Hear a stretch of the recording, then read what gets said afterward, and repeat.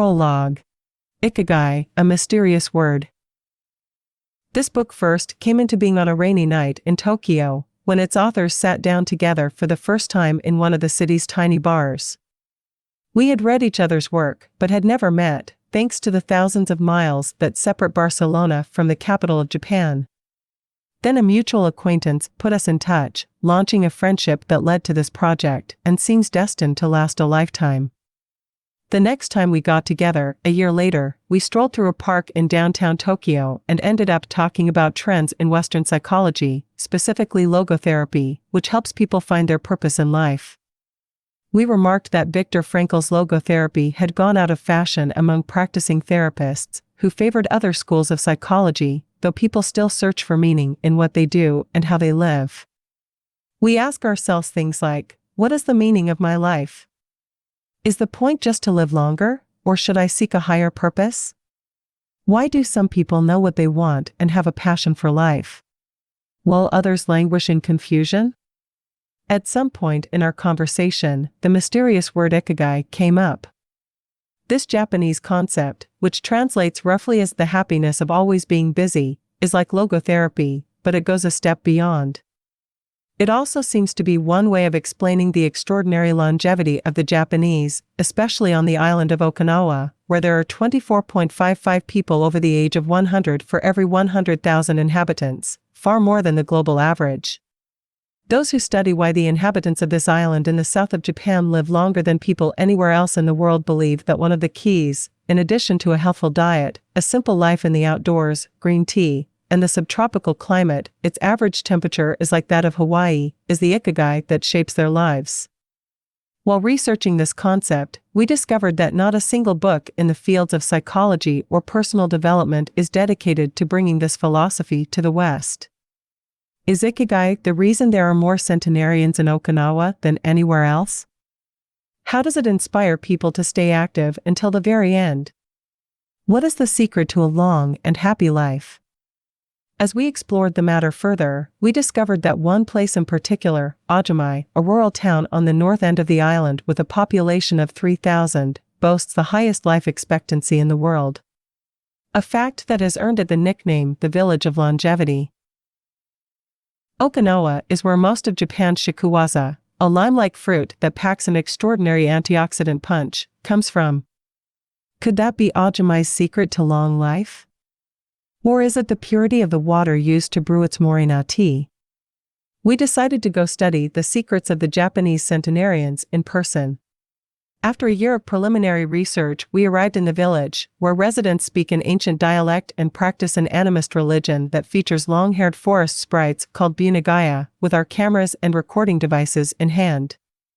As soon as we arrived, we could sense the incredible friendliness of its residents, who laughed and joked incessantly amid lush green hills fed by crystalline waters.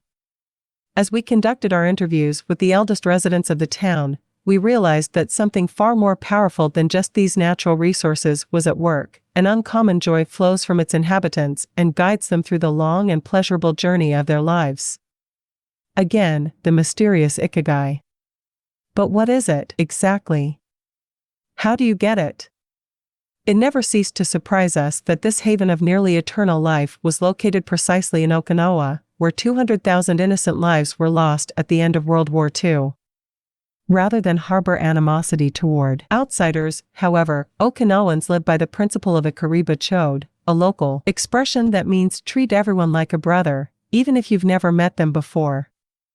It turns out that one of the secrets to happiness of Ajumai's residents is feeling like part of a community. From an early age, they practice shuamaro, or teamwork, and so are used to helping one another. Nurturing friendships, eating light, getting enough rest, and doing regular, moderate exercise are all part of the equation of good health, but at the heart of the joie de vivre that inspires these centenarians to keep celebrating birthdays and cherishing each new day is their ikigai. The purpose of this book is to bring the secrets of Japan's centenarians to you and give you the tools to find your own ikigai. Because those who discover their ikigai have everything they need for a long and joyful journey through life. Happy travels! Héctor García and Francesc Miralles. Ikigai. The art of staying young while growing old. What is your reason for being? According to the Japanese, everyone has an ikigai, what a French philosopher might call a raison d'être. Some people have found their ikigai, while others are still looking, though they carry it within them. Our ikigai is hidden deep inside each of us, and finding it requires a patient search. According to those born on Okinawa, the island with the most centenarians in the world, our ikigai is the reason we get up in the morning. Whatever you do, don't retire. Having a clearly defined ikigai brings satisfaction, happiness, and meaning to our lives. The purpose of this book is to help you find yours, and to share insights from Japanese philosophy on the lasting health of body, mind, and spirit. One surprising thing you notice, living in Japan, is how active people remain after they retire. In fact, many Japanese people never really retire, they keep doing what they love for as long as their health allows. There is, in fact, no word in Japanese that means retire in the sense of leaving the workforce for good as in English. According to Dan Buettner, a National Geographic reporter who knows the country well, having a purpose in life is so important in Japanese culture that our idea of retirement simply doesn't exist there. The island of almost eternal youth. Certain longevity studies suggest that a strong sense of community and a clearly defined ikigai are just as important as the famously healthful Japanese diet, perhaps even more so. Recent medical studies of centenarians from Okinawa and other so-called blue zones, the geographic regions where people live longest, provide a number of interesting facts about these extraordinary human beings. Not only do they live much longer than the rest of the world's population, they also suffer from fewer chronic illnesses such as cancer and heart disease. Inflammatory disorders are also less common. Many of these centenarians enjoy enviable levels of vitality and health that would be unthinkable for people of advanced age elsewhere. Their blood tests reveal fewer free radicals, which are responsible for cellular aging, as a result of drinking tea and eating until their stomachs are only 80% full. Women experience more moderate symptoms during menopause, and both men and women maintain higher levels of sexual hormones until much later in life. The rate of dementia is well below the global average. The characters behind Ikigai. In Japanese, Ikigai is written as combining, which means life, with, which means to be worthwhile, can be. Broken down into the characters, which means armor, number 1, and to be the first, to head into battle, taking initiative as a leader, and, which means beautiful or elegant. Though we will consider each of these findings over the course of the book, research clearly indicates that the Okinawans' focus on Ikigai gives a sense of purpose to each and every day and plays an important role in their health and longevity. The 5 blue zones. Okinawa holds first place among the world's blue zones. In Okinawa, women in particular live longer and have fewer diseases than anywhere else in the world. The 5 regions identified and analyzed by Dan Buettner in his book, The Blue Zones are 1. Okinawa, Japan, especially the northern part of the island. The locals eat a diet rich in vegetables and tofu, typically served on small plates. In addition to their philosophy of Ikigai, the moai, or close-knit group of friends, see page 15, plays an important role in their longevity. 2. Sardinia, Italy, specifically the provinces of Nuoro and Ogliastra. Locals on this island consume plenty of vegetables and 1 or 2 glasses of wine per day. As in Okinawa, the cohesive nature of this community is another factor directly related to longevity. 3. Loma Linda, California. Researchers studied a group of Seventh-day Adventists who are among the longest living people in the United States. 4. The Nicoya Peninsula, Costa Rica. Locals remain remarkably active after 90. Many of the region's older residents have no problem getting up at 5:30 in the morning to work in the fields. 5. Ikaria, Greece. 1 of every 3 inhabitants of this island near the coast of Turkey is over 90 years old, compared to less than 1% of the population of the United States, a fact that has earned it the nickname the Island of Long Life. The local secret seems to be a lifestyle that dates back to 500 BC. In the following chapters, we will examine several factors that seem to be the keys to longevity and are found across the blue zones, paying special attention to Okinawa and its so-called village of longevity. First, however, it is worth pointing out that 3 of these regions are islands, where resources can be scarce and communities have to help one another. For many, helping others might be an ikigai strong enough to keep them alive. According to scientists who have studied the 5 blue zones, the keys to longevity are diet, exercise, finding a purpose in life, an ikigai, and forming strong social ties, that is, having a broad circle of friends and good family relations. Members of these communities manage their time well in order to reduce stress, consume little meat or processed foods, and drink alcohol in moderation. 1. They don't do strenuous exercise, but they do move every day, taking walks and working in their vegetable gardens. People in the blue zones would rather walk than drive. Gardening, which involves daily low-intensity movement, is a practice almost all of them have in common. The 80% secret.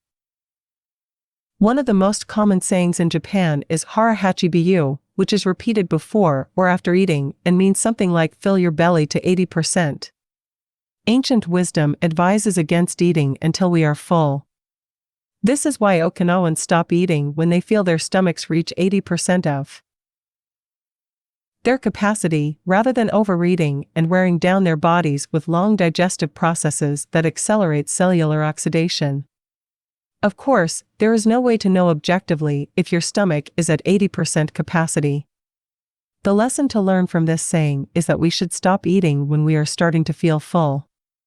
The extra side dish, the snack we eat when we know in our hearts we don't really need it, the apple pie after lunch, all these will give us pleasure in the short term, but not having them will make us happier in the long term. The way food is served is also important. By presenting their meals on many small plates, the Japanese tend to eat less. A typical meal in a restaurant in Japan is served in 5 plates on a tray, 4 of them very small and the main dish slightly bigger. Having 5 plates in front of you makes it seem like you are going to eat a lot, but what happens most of the time is that you end up feeling slightly hungry. This is one of the reasons why Westerners in Japan typically lose weight and stay trim. Recent studies by nutritionists reveal that Okinawans consume a daily average of 1,800 to 1,900 calories, compared to 2,200 to 3,300 in the United States, and have a body mass index between 18 and 22, compared to 26 or 27 in the United States. The Okinawan diet is rich in tofu, sweet potatoes, fish, 3 times per week, and vegetables, roughly 11 ounces per day. In the chapter dedicated to nutrition, we will see which healthy, antioxidant-rich foods are included in this 80%. Moai, connected for life. It is customary in Okinawa to form close bonds within local communities. A moai is an informal group of people with common interests who look out for one another. For many, serving the community becomes part of their ikigai. The moai has its origins in hard times, when farmers would get together to share best practices and help one another cope with meager harvests. Members of a moai make a set monthly contribution to the group. This payment allows them to participate in meetings, dinners, games of go and shogi, Japanese chess, or whatever hobby they have in common. The funds collected by the group are used for activities, but if there is money left over, one member, decided on a rotating basis, receives a set amount from the surplus. In this way, being part of a moai helps maintain emotional and financial stability. If a member of a moai is in financial trouble, he or she can get an advance from the group's savings. While the details of each moai's accounting practices vary according to the group and its economic means, the feeling of belonging and support gives the individual a sense of security and helps increase life expectancy. Following this brief introduction to the topics covered in this book, we look at a few causes of premature aging in modern life, and then explore different factors related to Ikigai. 2. Anti-aging secrets. Little things that add up to a long and happy life. Aging's escape velocity. For more than a century, we've managed to add an average of 0.3 years to our life expectancy every year. But what would happen if we had the technology to add a year of life expectancy every year? In theory, we would achieve biological immortality, having reached aging's escape velocity. Aging's escape velocity and the rabbit. Imagine a sign far off in the future with a number on it that represents the age of your death. Every year that you live, you advance closer to the sign. When you reach the sign, you die. Now imagine a rabbit holding the sign and walking to the future. Every year that you live, the rabbit is half a year as far away. After a while, you will reach the rabbit and die. But what if the rabbit could walk at a pace of 1 year for every year of your life? You would never be able to catch the rabbit, and therefore you would never die. The speed at which the rabbit walks to the future is our technology. The more we advance technology and knowledge of our bodies, the faster we can make the rabbit walk. Aging's escape velocity is the moment at which the rabbit walks at a pace of 1 year per year or faster, and we become immortal.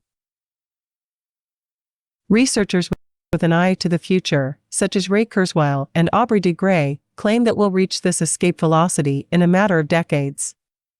Other scientists are less optimistic, predicting that we'll reach a limit, a maximum age we won't be able to surpass, no matter how much technology we have. For example, some biologists assert that our cells stop regenerating after about 120 years. Active mind, youthful body. There is much wisdom in the classic saying mens sana in corpore sano, a sound mind and a sound body. It reminds us that both mind and body are important, and that the health of one is connected to that of the other.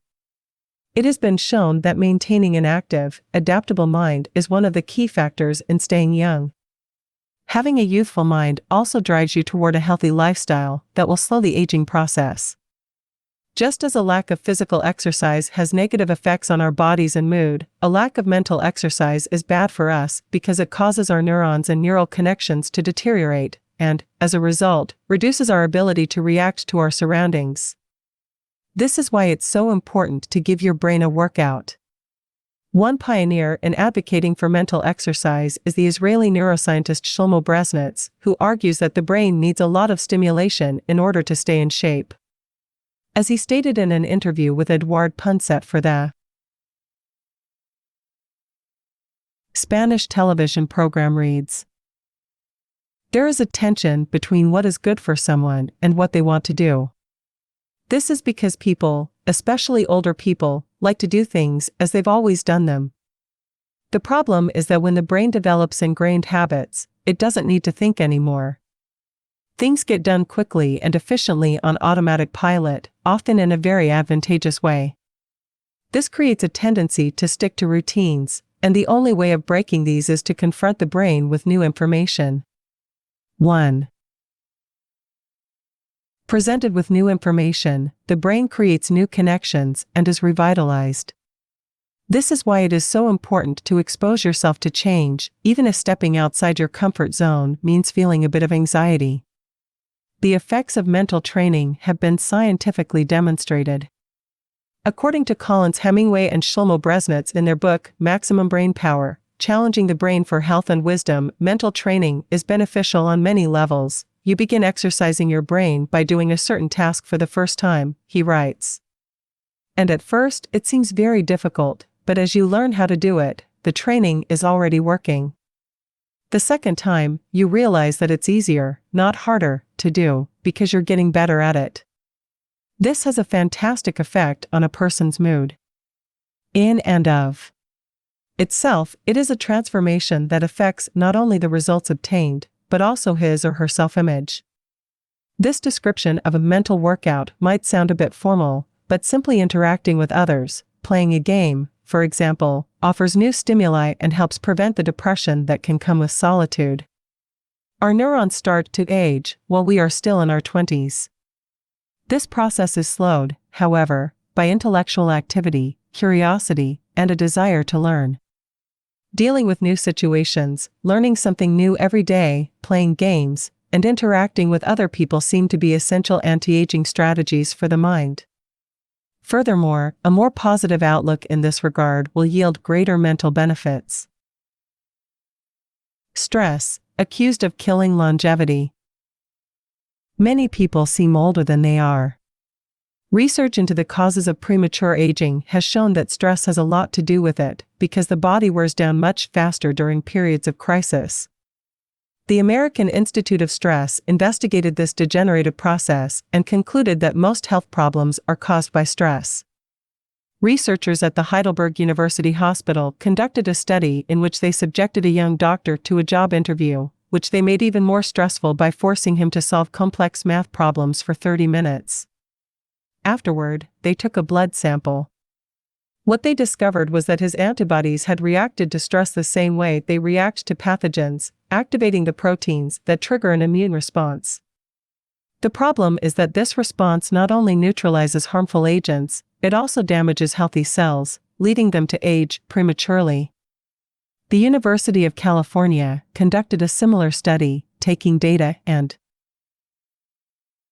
samples from 39 women who had high levels of stress due to the illness of one of their children and comparing them to samples from women with healthy children and low levels of stress. They found that stress promotes cellular aging by weakening cell structures known as telomeres, which affect cellular regeneration and how our cells age. As the study revealed, the greater the stress, the greater the degenerative effect on cells. How does stress work? These days, people live at a frantic pace and in a nearly constant state of competition. At this fever pitch, stress is a natural response to the information being received by the body as potentially dangerous or problematic. Theoretically, this is a useful reaction, as it helps us survive in hostile surroundings. Over the course of our evolution, we have used this response to deal with difficult situations and to flee from predators. The alarm that goes off in our head makes our neurons activate the pituitary gland, which produces hormones that release corticotropin, which in turn circulates through the body via the sympathetic nervous system. The adrenal gland is then triggered to release adrenaline and cortisol. Adrenaline raises our respiratory rate and pulse and prepares our muscles for action, getting the body ready to react to perceived danger, while cortisol increases the release of dopamine and blood glucose, which is what gets us charged up and allows us to face challenges. Cave dwellers, modern humans, were relaxed most of the time, work most of the time, and are alert to any and all threats. Felt stress only in very specific situations. Are online or waiting for notifications from their cell phones 24 hours a day. The threats were real. A predator could end their lives at any moment. The brain associates the ping of a cell phone or an email notification with the threat of a predator. High doses of cortisol and adrenaline at moments of danger kept the body healthy. Low doses of cortisol flow constantly through the body, with implications for a range of health problems, including adrenal fatigue and chronic fatigue syndrome. These processes are, in moderation, beneficial. They help us overcome challenges in our daily lives. Nonetheless, the stress to which human beings are subjected today is clearly harmful. Stress has a degenerative effect over time. A sustained state of emergency affects the neurons associated with memory, as well as inhibiting the release of certain hormones, the absence of which can cause depression. Its secondary effects include irritability, insomnia, anxiety, and high blood pressure. As such, though challenges are good for keeping mind and body active, we should adjust our high-stress lifestyles in order to avoid the premature aging of our bodies. Be mindful about reducing stress. Whether or not the threats we perceive are real, stress is an easily identifiable condition that not only causes anxiety but is also highly psychosomatic, affecting everything from our digestive system to our skin. This is why prevention is so important in avoiding the toll that stress takes on us, and why many experts recommend practicing mindfulness. The central premise of this stress reduction method is focusing on the self, noticing our responses, even if they are conditioned by habit, in order to be fully conscious of them. In this way, we connect with the here and now and limit thoughts that tend to spiral out of control. We have to learn to turn off the autopilot that's steering us in an endless loop. We all know people who snack while talking on the phone or watching the news.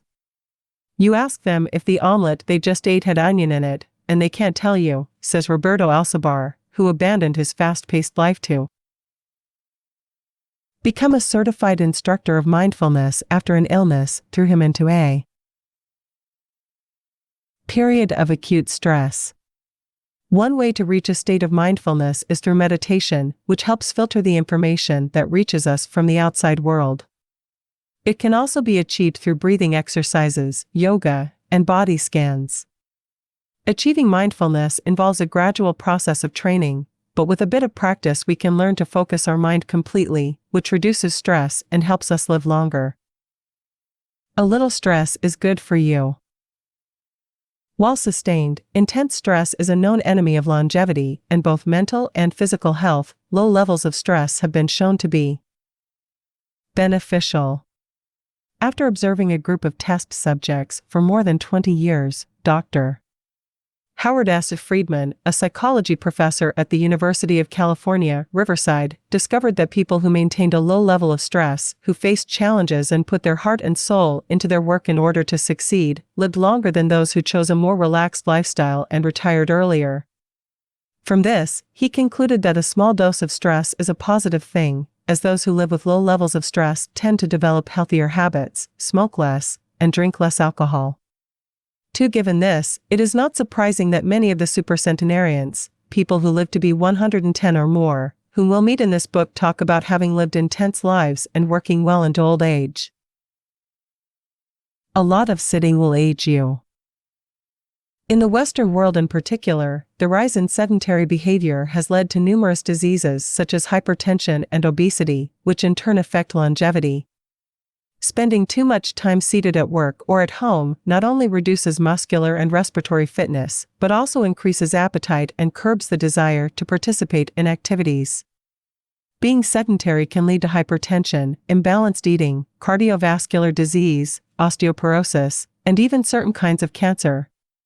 Recent studies have shown a connection between a lack of physical activity and the progressive distortion of telomeres in the immune system, which ages those cells and, in turn, the organism as a whole. This is a problem at all life stages, not only among adults. Sedentary children suffer from high rates of obesity and all its associated health issues and risks, which is why it's so important to develop a healthy and active lifestyle at an early age. It's easy to be less sedentary, it just takes a bit of effort and a few changes to your routine. We can access a more active lifestyle that makes us feel better inside and out. We just have to add a few ingredients to our everyday habits. Walk to work, or just go on a walk for at least 20 minutes each day. Use your feet instead of an elevator or escalator. This is good for your posture, your muscles, and your respiratory system, among other things. Participate in social or leisure activities so that you don't spend too much time in front of the television. Replace your junk food with fruit and you'll have less of an urge to snack, and more nutrients in your system. Get the right amount of sleep. 7 to 9 hours is good, but any more than that makes us lethargic. Play with children or pets, or join a sports team. This not only strengthens the body, but also stimulates the mind and boosts self-esteem. Be conscious of your daily routine in order to detect harmful habits and replace them with more positive ones. By making these small changes, we can begin to renew our bodies and minds and increase our life expectancy. A model's best-kept secret. Though we age both externally and internally, both physically and mentally, one of the things that tell us the most about people's age is their skin, which takes on different textures and colors according to processes going on beneath the surface. Most of those who make their living as models claim to sleep between 9 and 10 hours the night before a fashion show. This gives their skin a taut, wrinkle-free appearance and a healthy, radiant glow. Science has shown that sleep is a key anti-aging tool, because when we sleep we generate melatonin, a hormone that occurs naturally in our bodies. The pineal gland produces it from the neurotransmitter serotonin according to our diurnal and nocturnal rhythms, and it plays a role in our sleep and waking cycles. A powerful antioxidant, melatonin helps us live longer, and also offers the following benefits. It strengthens the immune system. It contains an element that protects against cancer. It promotes the natural production of insulin. It slows the onset of Alzheimer's disease. It helps prevent osteoporosis and fight heart disease. For all these reasons, melatonin is a great ally in preserving youth. It should be noted, however, that melatonin production decreases after age 30. We can compensate for this by eating a balanced diet and getting more calcium, soaking up a moderate amount of sun each day, getting enough sleep, avoiding stress, alcohol, tobacco, and caffeine, all of which make it harder to get a good night's rest, depriving us of the melatonin we need. Experts are trying to determine whether artificially stimulating production of melatonin might help slow the aging process, which would confirm the theory that we already carry the secret to longevity within us. Anti-aging attitudes. The mind has tremendous power over the body and how quickly it ages. Most doctors agree that the secret to keeping the body young is keeping the mind active, a key element of Ikigai, and in not caving in when we face difficulties throughout our lives. One study, conducted at Yeshiva University, found that the people who live the longest have two dispositional traits in common: a positive attitude and a high degree of emotional awareness. In other words, those who face challenges with a positive outlook and are able to manage their emotions are already well on their way toward longevity. A stoic attitude, serenity in the face of a setback, can also help keep you young, as it lowers anxiety and stress levels and stabilizes behavior. This can be seen in the greater life expectancies of certain cultures, with unhurried, deliberate lifestyles. Many centenarians and supercentenarians have similar profiles. They have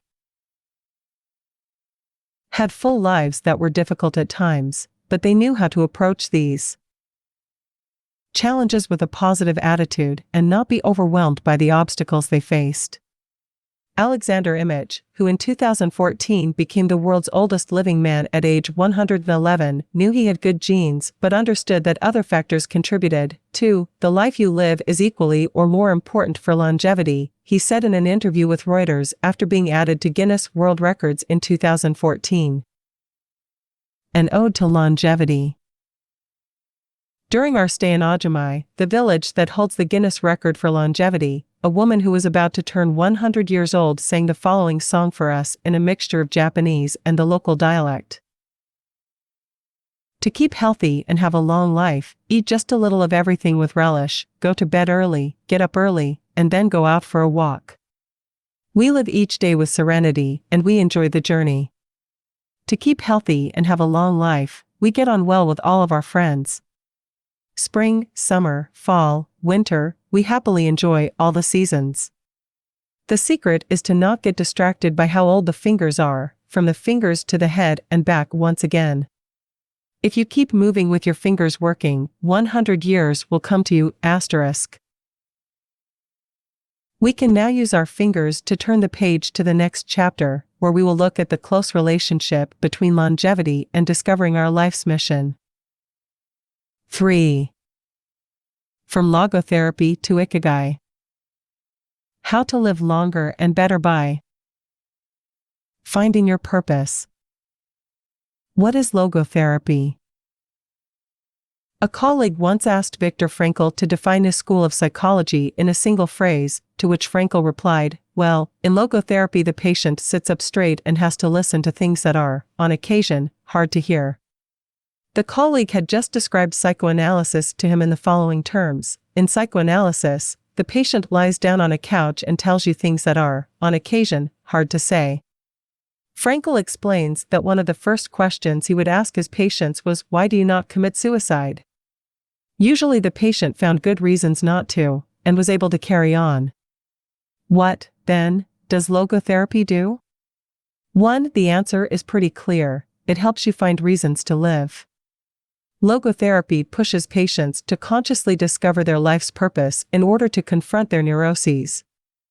Their quest to fulfill their destiny then motivates them to press forward, breaking the mental chains of the past and overcoming whatever obstacles they encounter along the way. Something to live for. A study conducted by Frankl in his Vienna clinic found that among both patients and personnel, around 80% believed that human beings needed a reason for living, and around 60% felt they had someone or something in their lives worth dying for. 2. The search for meaning. The search for purpose became a personal, driving force that allowed Frankl to achieve his goals. The process of logotherapy can be summarized in these 5 steps. 1. A person feels empty, frustrated, or anxious. 2. The therapist shows him that what he is feeling is the desire to have a meaningful life. 3. The patient discovers his life's purpose at that particular point in time. 4. Of his own free will, the patient decides to accept or reject that destiny. 5. This newfound passion for life helps him overcome obstacles and sorrows. Frankl himself would live and die for his principles and ideals. His experiences as a prisoner at Auschwitz showed him that everything can be taken from a man but one thing, the last of the human freedoms, to choose one's attitude in any given set of circumstances, to choose one's own way. 3. It was something he had to go through alone, without any help, and it inspired him for the rest of his life. 10 differences between psychoanalysis and logotherapy. Psychoanalysis, logotherapy. The patient reclines on a couch, like a patient. The patient sits facing the therapist, who guides him or her without passing judgment. Is retrospective, it looks to the past. Looks toward the future. Is introspective, it analyzes neuroses. Does not delve into the patient's neuroses. The drive is toward pleasure. The drive is toward purpose and meaning. Centers on psychology. Includes a spiritual dimension. Works on psychogenic neuroses. Also works on noogenic or existential neuroses. Analyzes the unconscious origin of conflicts, instinctual dimension. Deals with conflicts when and where they arise, spiritual dimension. Limits itself to the patient's instincts. Also deals with spiritual realities. Is fundamentally incompatible with faith. Is compatible with faith. Seeks to reconcile conflicts and satisfy impulses and instincts. Seeks to help the patient find meaning in his life and satisfy his moral principles. Fight for yourself. Existential frustration arises when our life is without purpose, or when that purpose is skewed. In Frankl's view, however, there is no need to see this frustration as an anomaly or a symptom of neurosis. Instead, it can be a positive thing, a catalyst for change. Logotherapy does not see this frustration as mental illness, the way other forms of therapy do, but rather as spiritual anguish, a natural and beneficial phenomenon that drives those who suffer from it to seek a cure, whether on their own or with the help of others, and in so doing to find greater satisfaction in life. It helps them change their own destiny. Logotherapy enters the picture if the person needs help doing this, if he needs guidance in discovering his life's purpose and later in overcoming conflicts so he can keep moving toward his objective. In Man's Search for Meaning, Frankl cites one of Nietzsche's famous aphorisms, "He who has a why to live for can bear with almost any how." Based on his own experience, Frankl believed that our health depends on that natural tension that comes from comparing what we've accomplished so far with what we'd like to achieve in the future. What we need, then, is not a peaceful existence, but a challenge we can strive to meet by applying all the skills at our disposal. Existential crisis, on the other hand, is typical of modern societies in which people do what they are told to do, or what others do, rather than what they want to do.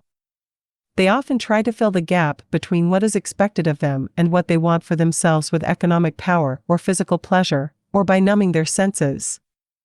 It can even lead to suicide.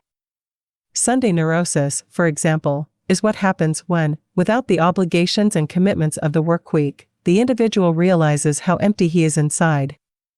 He has to find a solution. Above all, he has to find his purpose, his reason for getting out of bed, his Ikigai. I feel empty inside. In a study conducted at the Vienna Polyclinic Hospital, Frankel's team found that 55% of the patients they interviewed were experiencing some degree of existential crisis. 4. According to logotherapy, discovering one's purpose in life helps an individual fill that existential void. Frankel, a man who faced his problems and turned his objectives into actions, could look back on his life in peace as he grew old. He did not have to envy those still enjoying their youth, because he had amassed a broad set of experiences that showed he had lived for something. Better living through logotherapy, a few key ideas. We don't create the meaning of our life, as Sartre claimed, we discover it. We each have a unique reason for being, which can be adjusted or transformed many times over the years. Just as worry often brings about precisely the thing that was feared, excessive attention to a desire, or hyperintention, can keep that desire from being fulfilled. Humor can help break negative cycles and reduce anxiety. We all have the capacity to do noble or terrible things. The side of the equation we end up on depends on our decisions, not on the condition in which we find ourselves. In the pages that follow, we will look at 4 cases from Frankel's own practice in order to better understand the search for meaning and purpose. Case study: Viktor Frankl. In German concentration camps, as in those that would later be built in Japan and Korea, psychiatrists confirmed that the prisoners with the greatest chance of survival were those who had things they wanted to accomplish outside the camp, those who felt a strong need to get out of there alive. This was true of Frankl, who, after being released and successfully developing the school of logotherapy, realized he had been the first patient of his own practice. Frankl had a goal to achieve, and it made him persevere. He arrived at Auschwitz, carrying a manuscript that contained all the theories and research he had compiled over the course of his career, ready for publication. When it was confiscated, he felt compelled to write it all over again, and that need drove him and gave his life meaning amid the constant horror and doubt of the concentration camp, so much so that over the years, and especially when he fell ill with typhus, he would jot down fragments and key words from the lost work on any scrap of paper he found. Case study: The American Diplomat. An important North American diplomat went to Frankl to pick up where he left off with a course of treatment he had started 5 years earlier in the United States. When Frankl asked him why he'd started therapy in the first place, the diplomat answered that he hated his job and his country's international policies, which he had to follow and enforce. His American psychoanalyst, whom he'd been seeing for years, insisted he make peace with his father so that his government and his job, both representations of the paternal figure, would seem less disagreeable. Frankl, however, showed him in just a few sessions that his frustration was due to the fact that he wanted to pursue a different career, and the diplomat concluded his treatment with that idea in mind. 5 years later, the former diplomat informed Frankl that he had been working during that time in a different profession, and that he was happy. In Frankl's view, the man not only didn't need all those years of psychoanalysis, he also couldn't even really be considered a patient in need of therapy. He was simply someone in search of a new life's purpose. As soon as he found it, his life took on deeper meaning. Case study: The Suicidal Mother. The mother of a boy who had died at age 11 was admitted to Frankl's clinic after she tried to kill herself and her other son. It was this other son, paralyzed since birth, who kept her from carrying out her plan, he did believe.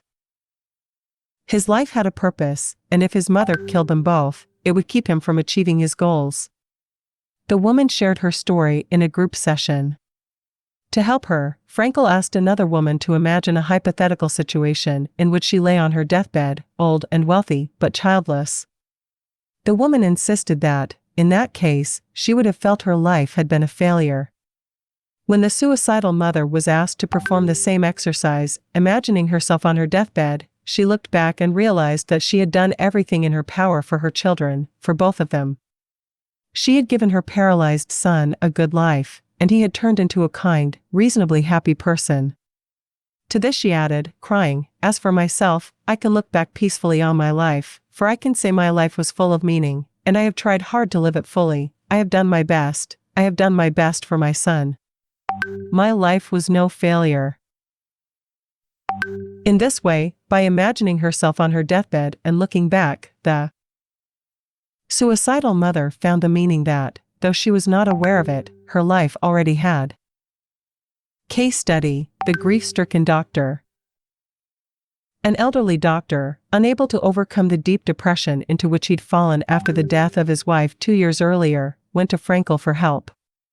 Instead of giving him advice or analyzing his condition, Frankel asked him what would have happened if he had been the one who died first.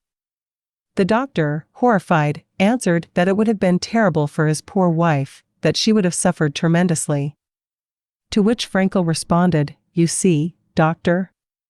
You have spared her all that suffering, but the price you have to pay for this is to survive and mourn her." The doctor didn't say another word. He left Frankel's office in peace, after taking the therapist's hand in his own. He was able to tolerate the pain in place of his beloved wife. His life had been given a purpose. Morita therapy. In the same decade that logotherapy came into being, a few years earlier, in fact, Shoma Morita created his own purpose-centered therapy, in Japan. It proved to be effective in the treatment of neurosis, obsessive-compulsive disorder, and post-traumatic stress. In addition to being a psychotherapist, Shoma Morita was a Zen Buddhist, and his therapy left a lasting spiritual mark on Japan. Many Western forms of therapy focus on controlling or modifying the patient's emotions.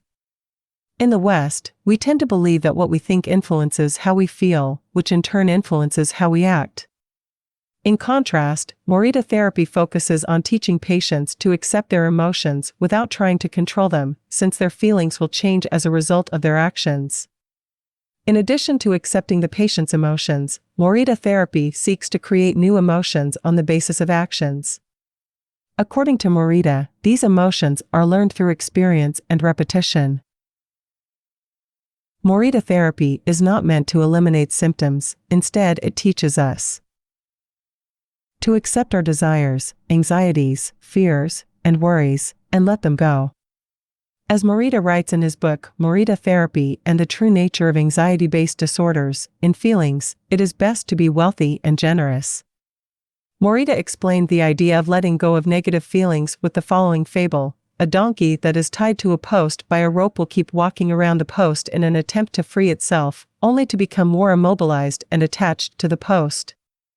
The same thing applies to people with obsessive thinking who become more trapped in their own suffering when they try to escape from their fears and discomfort.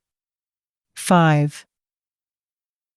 The basic principles of Morita therapy. 1. Accept your feelings. If we have obsessive thoughts, we should not try to control them or get rid of them. If we do, they become more intense. Regarding human emotions, the Zen master would say, if we try to get rid of one wave with another, we end up with an infinite sea.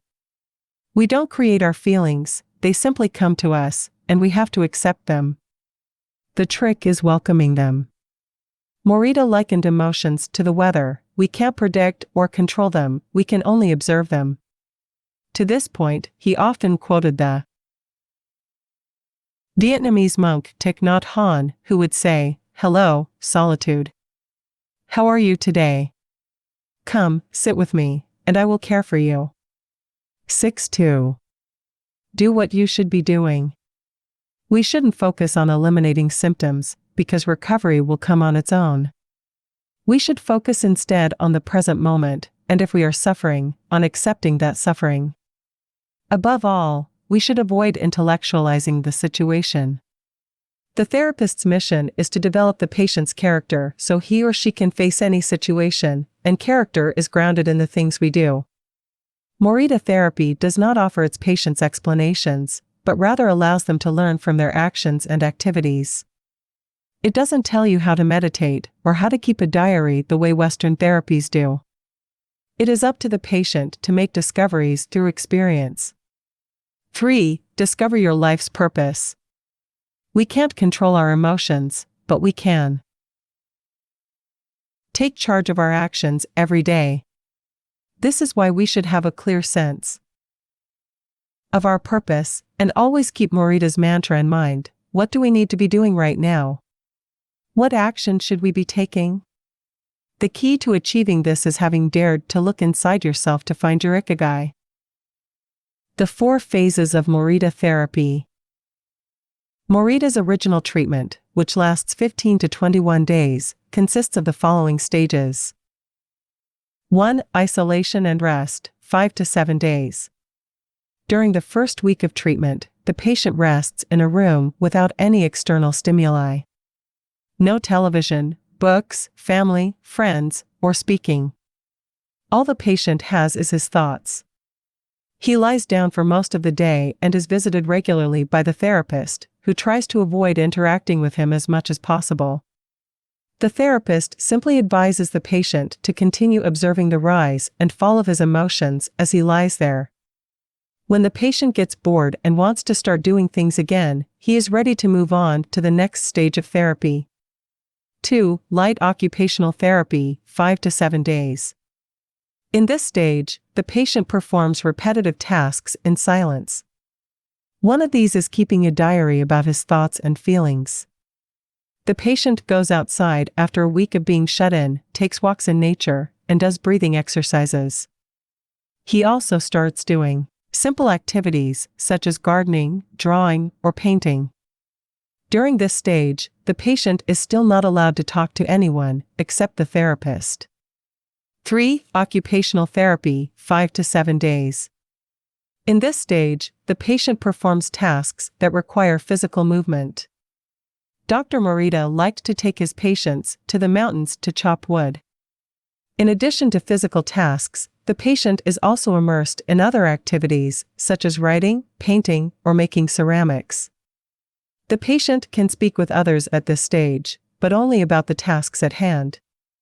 4. The return to social life and the real world. The patient leaves the hospital and is reintroduced to social life, but maintains the practices of meditation and occupational therapy developed during treatment. The idea is to re-enter society as a new person, with a sense of purpose, and without being controlled by social or emotional pressures. Nikken meditation. Morita was a great Zen master of Nikken introspective meditation. Much of his therapy draws on his knowledge and mastery of this school, which centers on 3 questions the individual must ask him or herself. 1. What have I received from person X? 2. What have I given to person X? 3. What problems have I caused person X? Through these reflections, we stop identifying others as the cause of our problems and deepen our own sense of responsibility. As Morita said, if you are angry and want to fight, think about it for 3 days before coming to blows. After 3 days, the intense desire to fight will pass on its own. 7. And now, Ikigai. Logotherapy and Morita therapy are both grounded in a personal, unique experience that you can access without therapists or spiritual retreats. The mission of finding your Ikigai, your existential fuel. Once you find it, it is only a matter of having the courage and making the effort to stay on the right path. In the following chapters, we'll take a look at the basic tools you'll need to get moving along that path, finding flow in the tasks you've chosen to do, eating in a balanced and mindful way, doing low-intensity exercise, and learning not to give in when difficulties arise. In order to do this, you have to accept that the world, like the people who live in it, is imperfect, but that it is still full of opportunities for growth and achievement. Are you ready to throw yourself into your passion as if it were the most important thing in the world?